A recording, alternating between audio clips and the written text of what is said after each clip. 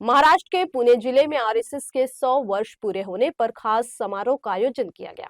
इस दौरान आरएसएस प्रमुख मोहन भागवत ने लोगों को संबोधित करते हुए कहा, संघ का काम शक्ति, संवाद और समाज की सामूहिक चेतना से चलता है। उन्होंने सुझाव दिया कि संगठनों को केवल वर्षगांठों या शताब्दियों का इंतजार नहीं करना चाहिए, बल्कि निर्धारित समय में अपने कार्य पूरे करने पर ध्यान देना चाहिए। पीएम मोदी की तारीफ में मोहन भागवत ने कहा, आज पूरी दुनिया भारत के पीएम की बात गंभीरता से सुनती है, क्योंकि भारत की उभरती हुई शक्ति को पूरी दुनिया महसूस कर चुकी है। भारत अब दुनिया में अपना उचित स्थान प्राप्त कर रहा है। दुनिया भारत से सीखना चाहती है और यही कारण है कि भारत की आवाज को महत्व देती है। इसके अलावा मोहन भागवत ने आरएसएस के संस्थापक डॉक्टर केशव बलिराम हेडगेवार को याद करते हुए कहा, संघ का काम बहुत कठिन हालात में शुरू हुआ था और शुरू में यह भी नहीं पता था कि मेहनत सफल होगी या नहीं, लेकिन स्वयं सेवकों ने लगातार मेहनत, त्याग और समर्पण से सफलता की नींव रखी। वहीं इस दौरान मोहन भागवत ने और क्या कुछ कहा, आइए आपको सुनाते हैं। कारण शक्तीशिवाय जग ऐकत नाही। तुमच्यापाशी सत्य आहे, आपल्यापाशी सत्य आहेच, पण आपल्यापाशी सत्य आहे ते ऐकायला लोक केव्हा तयार होतात?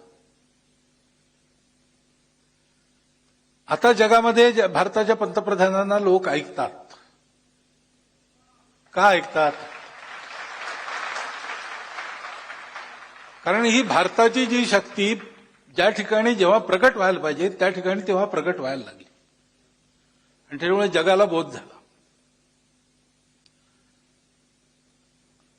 संघालाही एका ठिकाणी मला म्हटलं असं त्यांनी की तुम्ही 30 वर्ष उशिरा आलात. मी त्यांना म्हटलं आम्ही 30 वर्षापासून येतोय, उशिरा नाही आलो. तुम्ही आमचं उशिरा ऐकायला लागलात.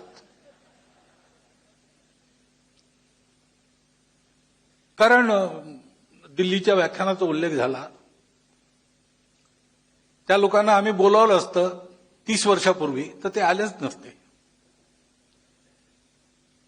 पण एक शक्ती दिसली लोकांना. शक्ती म्हणजे दंडशक्ती नाही, संहत कार्यशक्ती, सगळ्यांची मिळून शक्ती.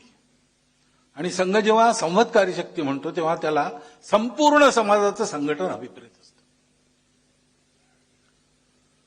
तर त्या शक्तीच्या आधारावर जे सत्य आहे, जे स्वाभाविक हिंदू समाजाचं शील आहे, वसुधैव कुटुंबकम, त्या आपल्या शीलाप्रमाणे, आपल्या स्वत्वाप्रमाणे आचरण करण्याचा त्याचा व्यवहार बनावा, त्याची शक्ती बनावी, त्याची सवय बनावी आणि त्याला ती मोकळीकही असावी,